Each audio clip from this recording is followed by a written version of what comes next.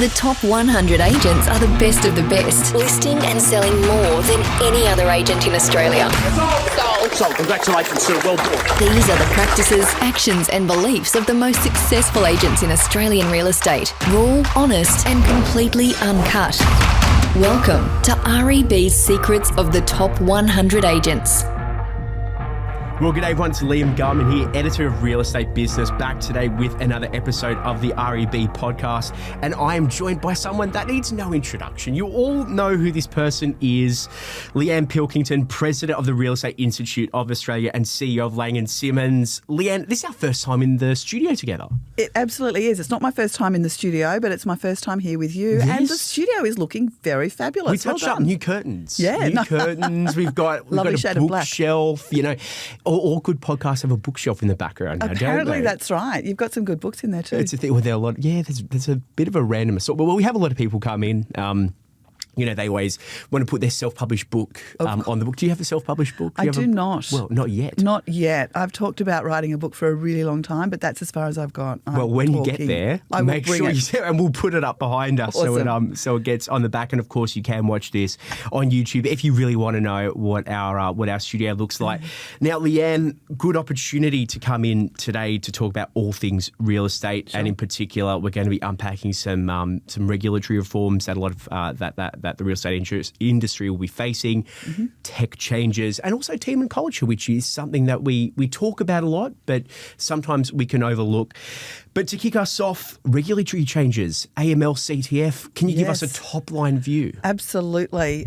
Firstly, let me say that I did not realise how important the AML reforms were until I started to dive into it. It is a real issue in this country. We're one of the last countries to actually bring in the Tranche 2 reforms. So it's very important and we are very supportive of it. There needs to be a lot more education for agents in general and for consumers as well, because the consumers are the ones that the agents are going to be asking the questions of, right? Of course. And when you start probing, there might be some people like, well, why are you probing? Yeah.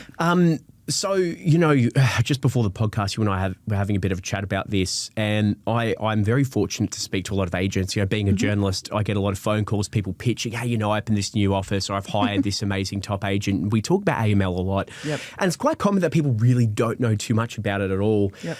Can you give us some insight at the agent level what this is going to look like? What's the tangible difference to their day-to-day? Sure. So firstly, there's a lot of AML providers out there that have got great tech solutions. There is a variety of them, so it's best to research the one that's going to suit you the best. But firstly, these reforms come in as of the 1st of July 2026.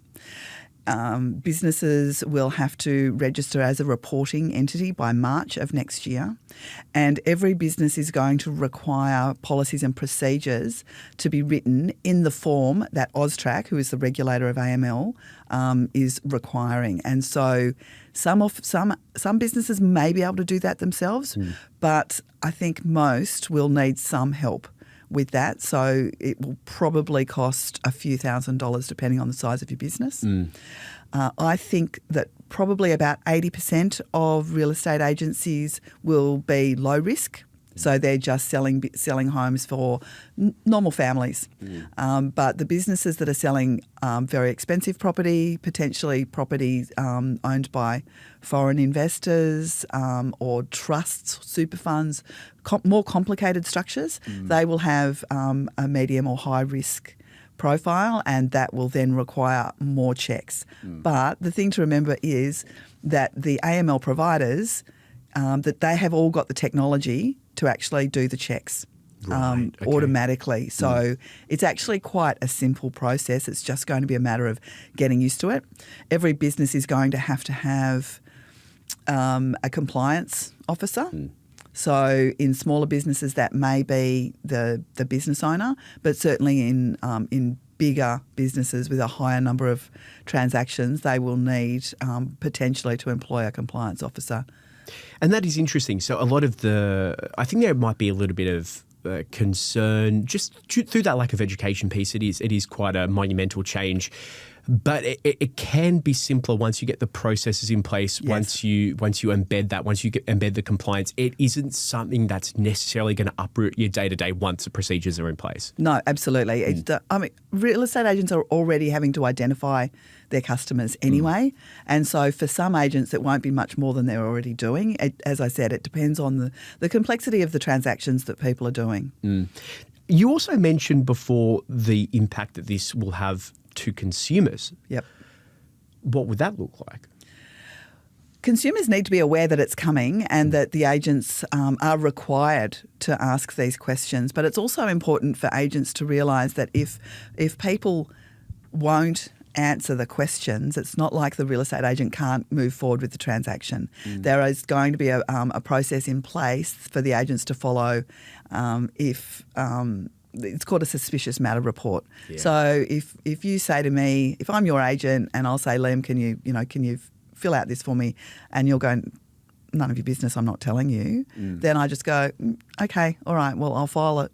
I don't tell you what I do next, but I just file a suspicious matter report, and then it's taken off your hands and dealt with behind the scenes. And it's not like somebody from AUSTRAC's going to swoop in and accost you in your office the next day. That's just not the way it's going to work. So I don't think agents need to be too worried about it. They just need to get themselves educated. All salespeople and business owners need to also, and compliance officers need to be aware that they need training. They will have to be trained every year. There's audits that will need to be done as well. So just get the policies and procedures right in the first place and everybody will be fine. Can you still proceed with the transaction? Yes. Yeah, and then you can. And so you're kind of, from a due diligence point of view, you flagged it. You've got your AML procedure software, I guess, platform. You flagged it in there. Correct. That's job done? That's the job done. Job done. And what would some of the questions be like on this form, I guess, that might be red flags? It can be all kinds of things. I mean, I actually was telling, because every meeting that I do now with my team, I just raise AML. So my Laing+Simmons people are used to hearing about it, and I said to them, now, it's not like I've ever seen anybody come in and buy a property with a suitcase full of money. That's where my mind was at, right? Right. Yeah. And one of the guys put his hand up and said, actually, we sold one last week for $1.8 million. And I'm like, you cannot be serious. So that would be a suspicious matter, Liam. Yeah. And that's where my mind went, because I was like, when the AML stuff first came out, I'm like, oh, yeah, if someone walks in, you get that like kind of caricature of the bags of cash with the dollar sign on the side. And I was like, well, no, like it would have to be more complicated, because you've got literally the money laundering aspect, which is it's coming from, and this is why you highlighted before, the entities, the trusts that might be one or two steps removed from the individuals. Yeah, it's very interesting the way they managed to do it. But there was a bust in Sydney February of this year. It was something in the order of 10 billion with a B. Oh. They owned property. They owned a commercial building, they owned residential property, they owned land out near the airport, all kinds of stuff. And that was what made me realise that it's not just people walking around with bags of cash. It is systemic, it is really serious, and we have to play our part. And as you and I always have a very good relationship with this, I always say, I'm not going to ask gotcha moments. But this is something that just, while we're talking, it kind of flashes into my mind.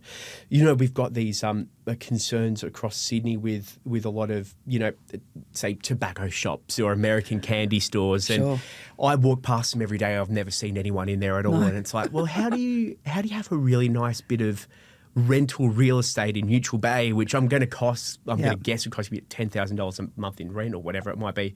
And I've never seen someone walk in. And this flows on, I would hazard a guess, into the rental market as well. Do the AML CTF reforms, is it just for sales? It's just for sales. So it doesn't go rental as well? No, it does not go to rentals at this stage. And so, we as in the Real Estate Institute of Australia and the institutes and various stakeholders around the country are still working really closely with AUSTRAC to finalise how it all looks. So that is not finalised yet, but it is very, very close. So everything should be, the last quarter of the year, everything will be firmed up and everyone will know exactly what they need to do. And the REIs broadly nationally partnering with AML Hub. I think it's AML Hub. To do some of the trading. First AML. First AML is the relationship that certainly the Real Estate Institute of Australia have, and they're very experienced. And have done a lot of work in New Zealand, which obviously have had these reforms for a long time, 6 or 7 years, I think. It's quite a lot. And one thing that I've noticed, again, being a journo, and I read a lot of the press communication that comes out about this. Probably more so than a lot of the agents, right? Because I'm trying to get the news, trying to get the scoop, and so I'm reading about it. Yeah, and it's actually something that you've already flagged on this podcast already. We're kind of behind. But certainly New Zealand, for that example, we're kind of behind the rest of the world on this. Yep. And you mentioned before that this isn't finalised. If we're going to be being uniform with other countries, what other reforms might be on the horizon after Tranche 2? Or I'm would actually, that be I think that my understanding is that it's not going to be standard across the way that we do it is not standard across the world. My understanding is that we look like we're following closer to the UK than to New Zealand. Right. But as I say, it's not all in black and white just quite yet. But after Tranche 2, I'm not sure that there is anything. There's nothing. Well, I suppose there's going to be one of those points where, as with anything in the government, right, or regulation, there's going to be the ironing out period. Where when absolutely, you see what works and what doesn't. Yeah, and AUSTRAC have made it pretty clear that whilst there will be fines down the track, at least in the initial stages, they're really keen to work with industry, and of course, it's not just real estate agents; it's accountants, it's conveyancers, those kind of businesses as well. AUSTRAC are very keen to work with industries just to make sure everybody understands and is going through the process in the correct way. Yeah, you kind of highlighted before. You're not going to have the AUSTRAC SWAT team kind of bat down your door the next day. No. Even with some of the it's maybe something that a lot of our listeners haven't really thought with, but if you're a financial director of a company, you're also liable to cybersecurity, right? And if you're breached in such a way which negatively impacts your clients, and you were found negligible of your cybersecurity standards, like, I don't know, you put in all of your credit card information on an Excel spreadsheet, and anyone can get in the Excel. You actually could face huge liabilities about that. Sure.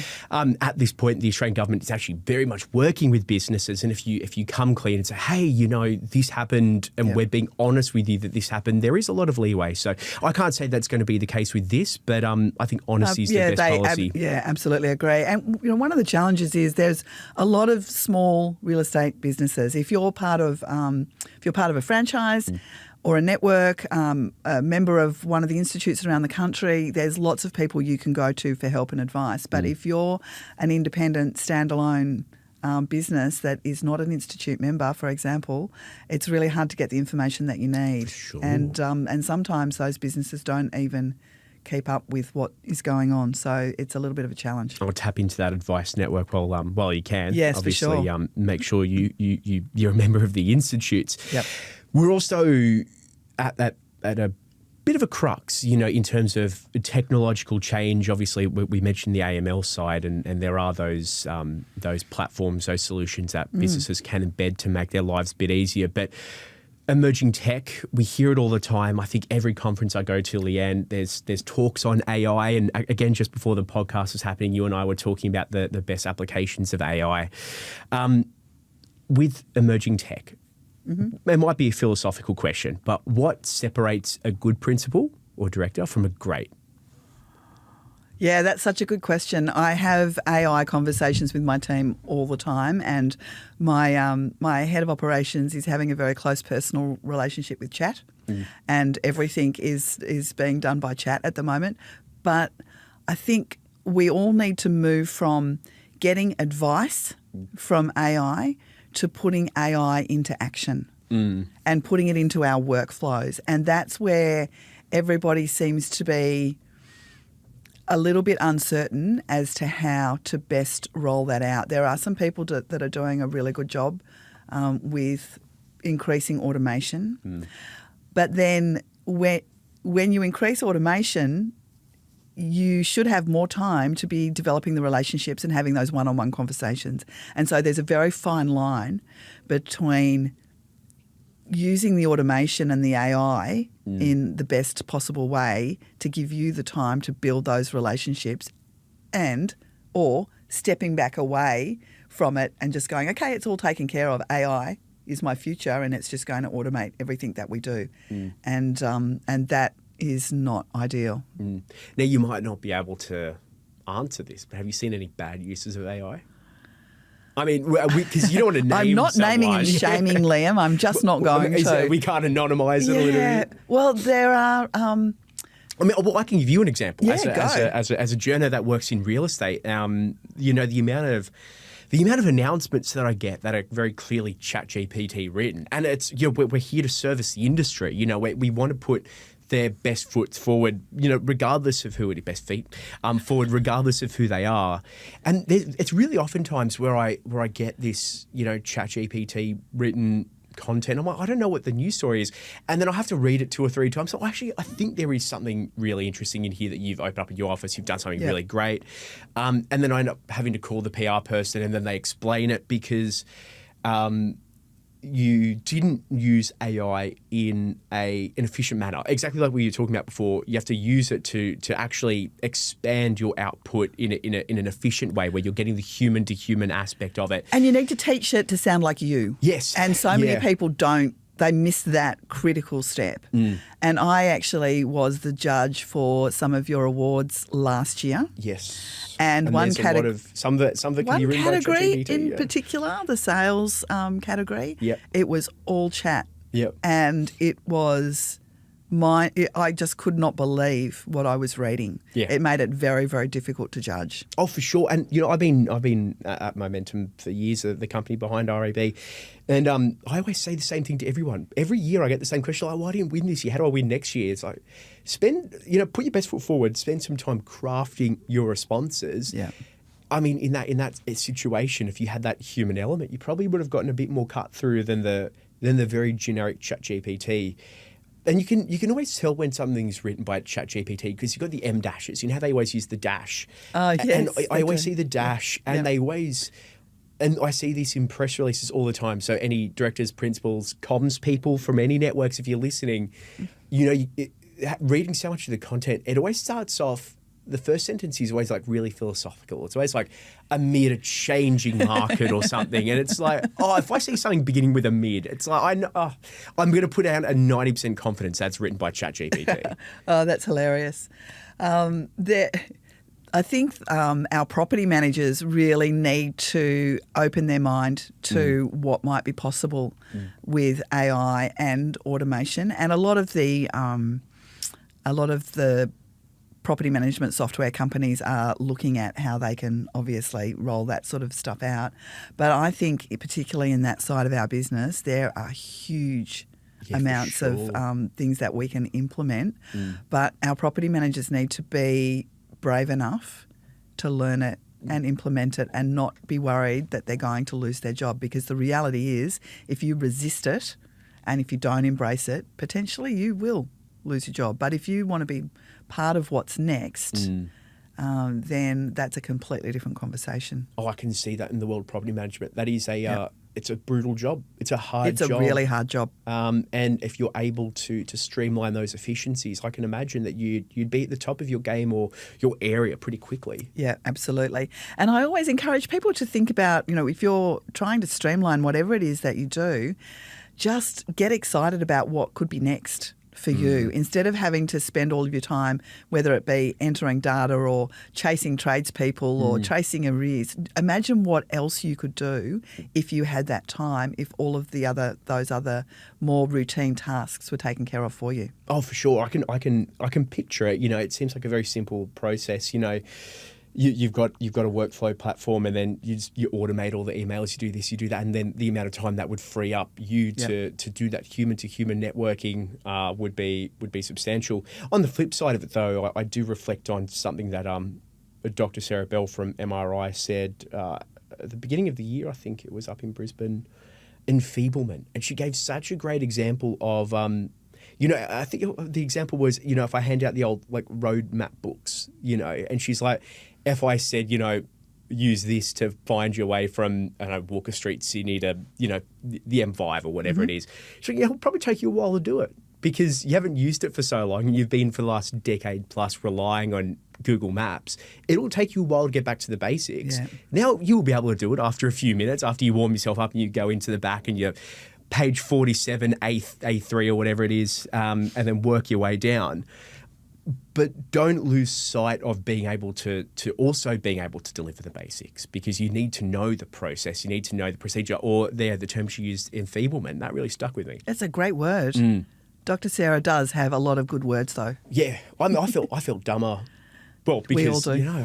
We all do. Don't feel bad. Think about that, and then I go back and then I have to search on ChatGPT what enfeeblement means. But do you have any really good examples at Laing+Simmons of officers that have done this really well, or maybe behind the scenes there's been some really good use of emerging tech?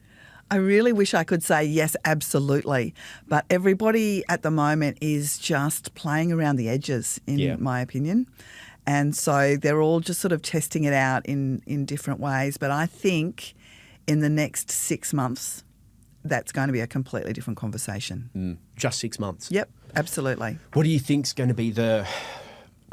we've spoken about a few different platforms. We've spoken about the large language models like ChatGPT. What's your stock in? What do you think is going to revolutionise most? I wish that everybody would just use one thing, but they won't. So some people that'd make your life too easy. It would, absolutely. But there are things like Monday, for example. There's lots of stuff that you can do with Monday to automate, and I sort of talk about automation and AI because I think they're both being worked on at the same time. Yeah, for sure. So enabling Monday to do the things that it can actually do for you. A lot of our officers are looking at that right now. I'm encouraging everyone to actually have a look at the software. So whether it's Agent Box or Property Me, whatever it is that you're using, Rex, have a look at the functionality of those products and make sure that the team's actually using them because so many people are not.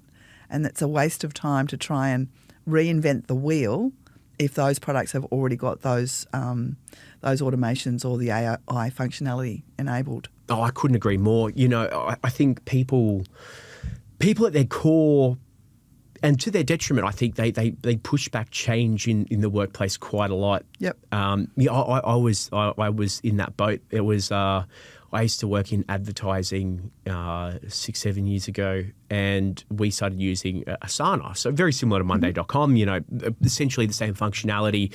And I was like, oh, what is this crap? I don't want to use it. And then everyone's like, no, just put what you're working on there, because if you have everything you're working on and you take a sick day, then someone might be able to jump in and pick it up for you because you've left off. Or the way that we used it as well was just a very good pipeline of deliverable tracking. So you've got all this incoming work, you put it up, and then it means that instead of sitting there twiddling your thumbs one day, you're like, okay, what's the pipeline for a colleague?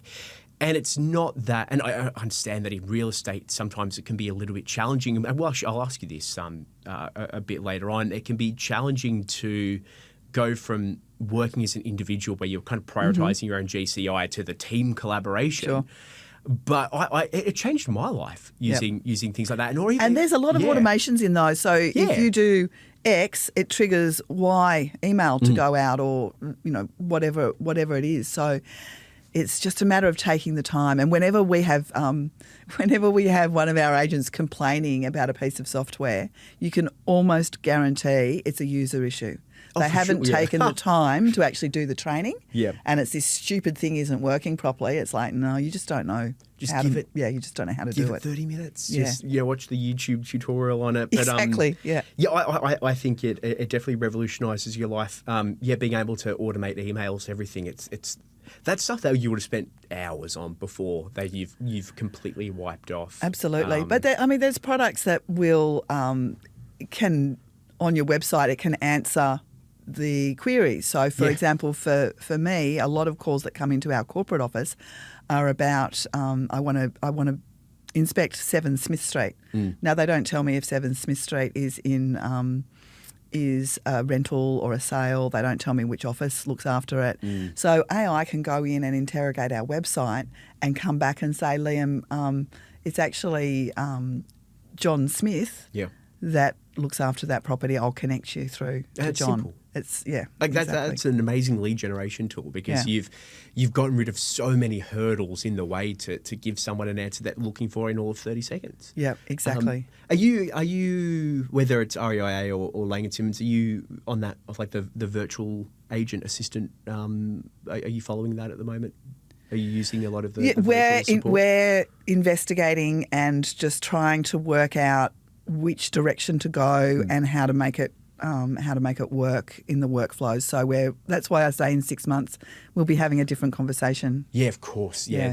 That will change a lot of it. And going back to what I kind of spoke about before, very few people would have the leadership culture experience that you have. But both from that peak body level, but also at the network level as well. So 30 years. This is my 30th year at Laing+Simmons. I know that's crazy, right? 30 years. It's an amazing milestone. And to be a leader, you would have to have balanced priorities in the past. And the crux I'm going to is what we were talking about before. How do you balance the individual with their drive for GCI, with building a cohesive team? What are some of the lessons that you can share to some of our listeners about how you've made it work in the past? The biggest lesson is not everything works with everybody. So everyone's different. They're all motivated by different things. They all want to achieve different things. And as a leader, you need to understand your people. You need to understand that getting the best out of Liam will look different to getting the best out of Leanne. So you really need to understand them. We use a lot of behavioural profiling tools so to understand ourselves better and help us understand how we communicate in conflict, for example, because we just did this at our induction session this week at Laing+Simmons. We have a full day session with me for everybody who comes in to any of our 58 offices. So And we talk about how we communicate in conflict. And it was just fascinating because there's some people who they're red. Is that like a disc? It's like a disc. It's called, the one that I use is called a Strength Deployment Inventory, SDI. Yep. And the people who are red in their first stage of conflict, they just blow up. Yeah. Other people they're blue. They want it to just go away.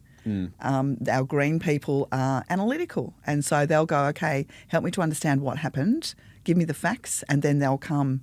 That'd be me. Yeah. Yeah. And that's the logical thing to do, but that's just not the way we all behave. Yeah, I love these because I think, I've done a lot of them in my career, and I'm not sure whether after that you partnered people up with an opposite or something. Is that what you did? Well, we actually then moved them to second stage because there are 3 stages of conflict. Yep. And so during the first stage, you're thinking about yourself, the problem, and how to move forward, and the other person. And when you move to the second stage, you're not worried so much about the other person. You're just more worried about yourself and getting the problem solved. Yeah. And so quite often if somebody like you you're green in conflict, so you'll go away, you'll do all your homework, you'll understand exactly what happened, why it happened, and one of 2 things will happen. You'll realise that you're wrong, and so the conflict will go away, or you will have all the ammunition to prove that you're right. Yeah. And so probably your next step will be red in conflict. You will come in saying, okay, I have got all the facts.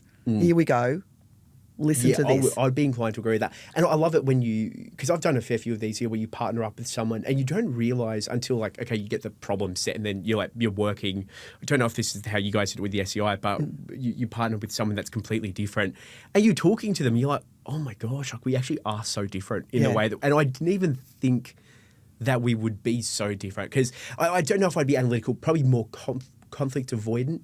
I avoid conflict a lot. Do you? Yeah. Yeah. So blue, potentially. Blue. Yep. But I would go back. I'm also pretty happy to admit I'm wrong. Yeah. So I would. Which is so important. I mean, the reality is, and we've got a saying it with our corporate team, if somebody makes a mistake, they'll come to me and say, okay, Leanne, this is what's gone wrong. And I'll say, okay, let's get curious about how we could have done that differently. And so that encourages the team to be honest when something gets messed up, because they know I'm not going to lose my temper, and we're going to workshop a solution together.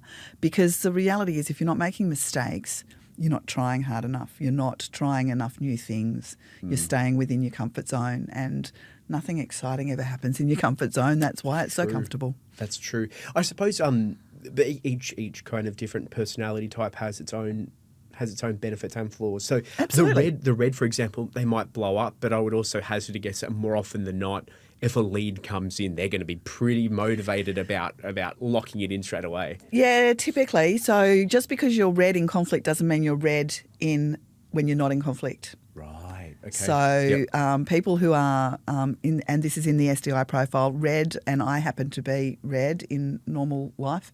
They're very direct. They speak in bullet points. They don't want to hear all the stories. Yep.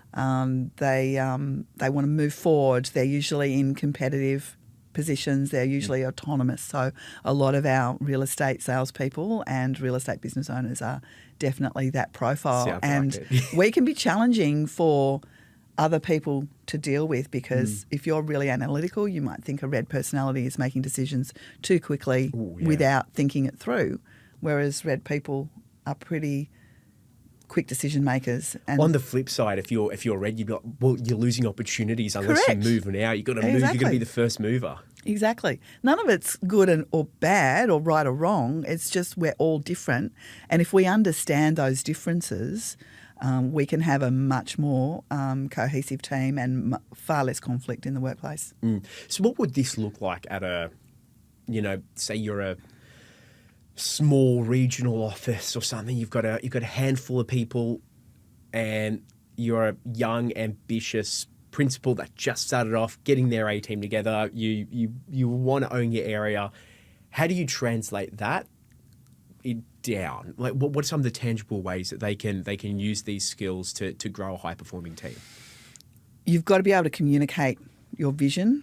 You need to make sure when you're hiring people that you're hiring people that share your values, that you know what your values are in the first place and what the non-negotiables are, and you're able to communicate that in the interview process, that you communicate that throughout your team meetings.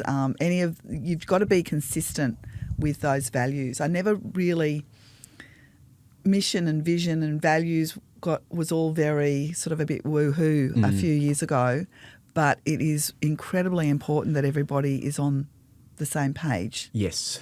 And again, there's different salespeople that work better in different brands or in different teams. Again, not right or wrong. You've just got to find your tribe, communicate with them, understand why they're doing what they're doing, what motivates them, and to bring them along with your long-term vision for the business. And I got hooked on the values point because I've heard it. I read a lot of those self-help business books, and it is, you said, a few years ago it was a bit woohoo, and I agree with you. It's kind of coming into, not vogue, that might be a bit belittling, but there is a greater recognition at the moment that a unifying mission statement or a unifying values statement is very important for building that cohesiveness. Yep. How would you explain that to someone that still sees it as like, oh, it's just 100 words that you put on your website, and then you made it 15 years ago and you haven't checked it since, and it's just, we want to deliver for the client. That's true for some businesses, right? Not everybody sees the value in a value statement. In a value statement, absolutely. At Laing+Simmons, we want to be a brand that helps you to build or create the business or career of your dreams. It's not about my dreams or our dreams. It's about what you want. And if you want to be writing $400,000 a year and working 3 days a week, then let's help you to achieve that. Just like if you want to be earning, $2.5 million or whatever the number is. So it's all about what you want. And we demonstrate that with the training that we do and throughout all of the conversations we have, all of the communications that we do. There are people who it's like a job ticked. Yes, we've got that. Our values are on the wall. What do you do about them? Oh, what do you mean? You know, how do you demonstrate that you live those values? And if you do demonstrate that you live the values, they're easy conversations. If you've got to do performance reviews, for example, it's like, help me to understand how that behaviour lives up to these values that we have on the wall. Do you know what I mean? You've got to bring it to life as a business owner or a leader. Absolutely. And you also made the point before about, as a leader, you need to communicate your vision to make sure that everyone's on the same page. Yep. Again, probably easier said than done, and you're probably in the prime position to share some wisdom on this, both with the REIA on the one hand and the Laing+Simmons on the other hand. How do you, as a leader, bring people on the journey with your vision for they're similar but quite different organisations? Yes, well, certainly from a Laing+Simmons perspective, with my corporate team, the entire team go away for an off-site a couple of nights, and we talk about the overall vision for the business. We talk about the strategy to deliver that. Each of my leadership team present their vision for their department, and then we build it into a strategy that we then present to our board and shareholders. So that's how we do it at Laing+Simmons. So is that quite democratic, like a very democratic leadership style, or? Yeah, I guess it is. I've never thought of myself as being particularly democratic. But when you say it like that, my team know that if they've got a great idea, I'll say, okay, go and make it happen. Yeah. And I don't micromanage them. They know that I'm there. If they've got a challenge, they can come and talk to me about it. But, we are really all on the same page, though. They're all people that have specifically wanted to come and work for me. And we've all got the same view of the future for Laing+Simmons. And if I speak to the Real Estate Institute of Australia, we're actually just going through that process right now. We've got a strategy session coming up, and there's been survey questions sent to all of the stakeholders. So whether they're presidents or boards around the country, from the institutes around the country, everyone's been asked for their view on a number of different things, and that will be sort of all looked at in detail in our face-to-face strategy session. And there's in that kind of the democratic your willingness to defer to subject matter experts and let Definitely. them develop their strategy for, whether it's a department or whether it's an office, whatever it might be, a state, I guess, that they're overseeing. They are the subject matter experts on that, so you're happy to defer to their knowledge. But therein, there's a saying that I've often reflected on. It's A's promote A's and B's promote C's, and this might be more of a middle manager reflection. But A's promote A's when you're confident in your ability to deliver in whatever job it might be. You are happy to promote people under you because you back yourself and you back them. You're not there to, you're not tall poppy syndrome. You're not going to cut them down and you will defer on them. It's not a worry that your deputy or your vice president or whatever it might be is going to outshine you, because you are confident and you will back them on their career. And hey, they might outshine you, but you let them there. Yeah, go absolutely. them. Yeah, that's and it is a good reflection on the leader, because you built them an environment and you gave them the steps to perform that well. Yeah. So actually, as a leader, you've done your job as well. The B's promote C's. You're maybe not performing. You're getting nervous, or maybe you're an amazing leader, but you get so egotistical. You don't want anyone to outshine you, so you promote the C grade person, so you look good in your position. But that is a sign of a leader. You've got A performers around you, and you can defer to them for strategy. You can defer to them for advice, and you can build that holistic strategy. That's why you have a leadership team. I don't know. I'm not an expert in property management, but my head of property management is. Yeah.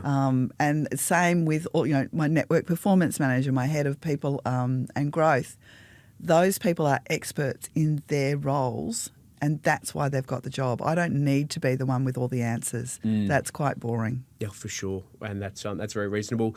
Now, Leanne, conscious of your time, I understand that Well, by the time this will be going out next week, you'll have had your conference up in, what's it, Byron Bay? Yes, up in the rain, unfortunately, in Byron Bay. It seems to be always raining up in the Northern Rivers at the moment. Unfortunately, a lot of flood activity up there. But hopefully it all goes well. By the time this goes out, that will already have happened. But you are very tight for time, so I will let you be. Thank you so much for joining us on the podcast, Leanne. Thanks so much for having me. That was Leanne Pilkington, President of the Real Estate Institute of Australia and CEO of Laing+Simmons. And that is all we have time for today on the REB podcast. But until next week, bye-bye.